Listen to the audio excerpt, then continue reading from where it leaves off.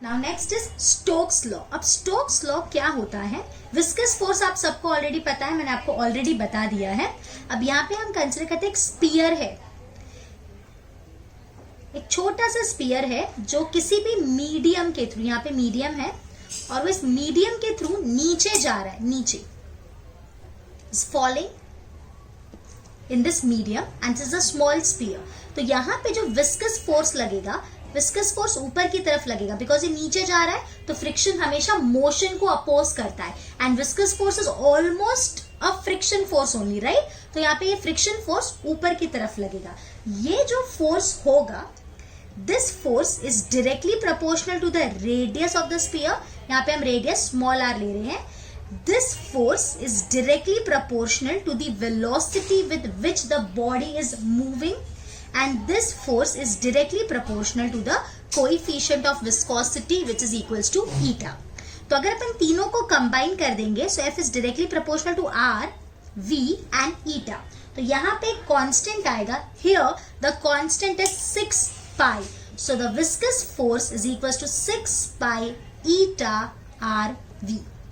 बहुत ही सिंपल सा है, ये 2 मार्क के लिए आपको पूछा जा सकता है। Now we are going to study terminal velocity. इसका एक छोटा सा डेरिवेशन भी हम करने वाले हैं। बेसिकली टर्मिनल वेलोसिटी होता क्या है? So it is the maximum velocity that a body can attain. उससे ज्यादा वो बॉडी की वेलोसिटी नहीं होगी अगर वो किसी विस्कस लिक्विड में फ्लो कर रहा है तो। So the constant maximum velocity acquired by a body falling through a viscous liquid is called as terminal velocity. So here consider a sphere of radius small r और density rho. ये किसी liquid में free fall हो रहा है under gravity with density sigma and उस liquid की जो कोएफिशिएंट ऑफ विस्कोसिटी है वो ईटा है। तो अब जब ये फ्लूइड के अंदर जाएगा तब इस पे कौन कौन से फोर्सेस लगेंगे?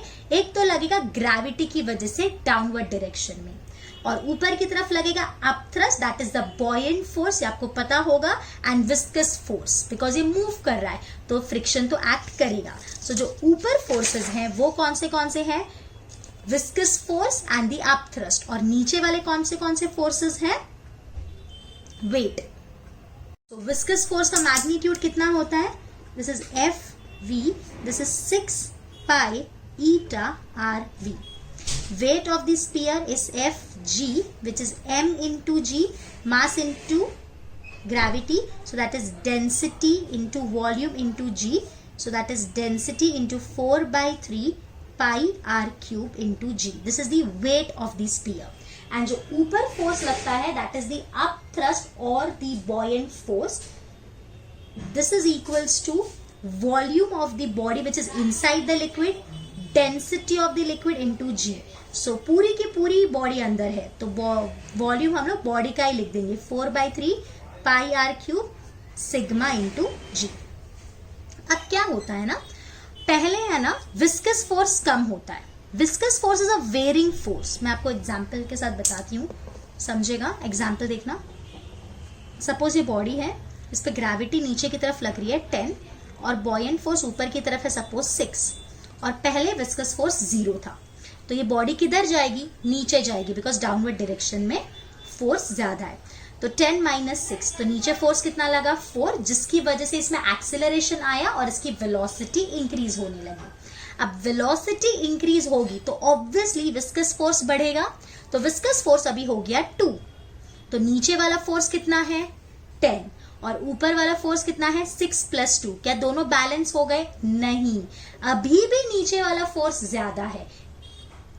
कितना है? 2। अब उस 2 की वजह से यहाँ पे एक्सेलरेशन हुआ और वापस इसकी वेलोसिटी बढ़ी।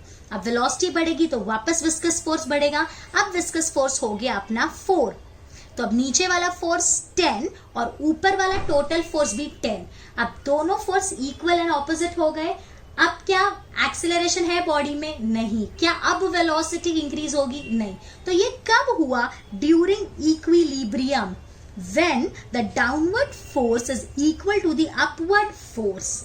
At that time the body attained the maximum velocity. Clear?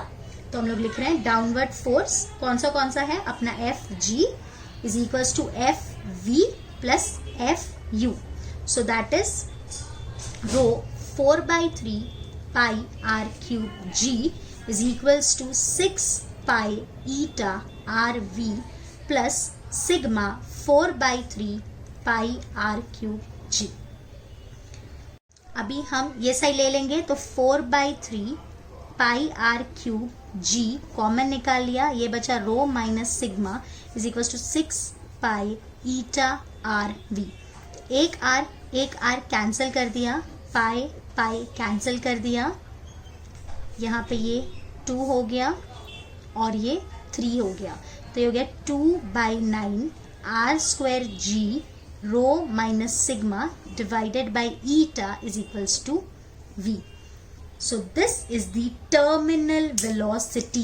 So terminal velocity is 2g r square rho minus sigma by 9 eta. So this is the maximum velocity that a body can attain in a viscous fluid. Clear? Easy था ना? Great. Thank you.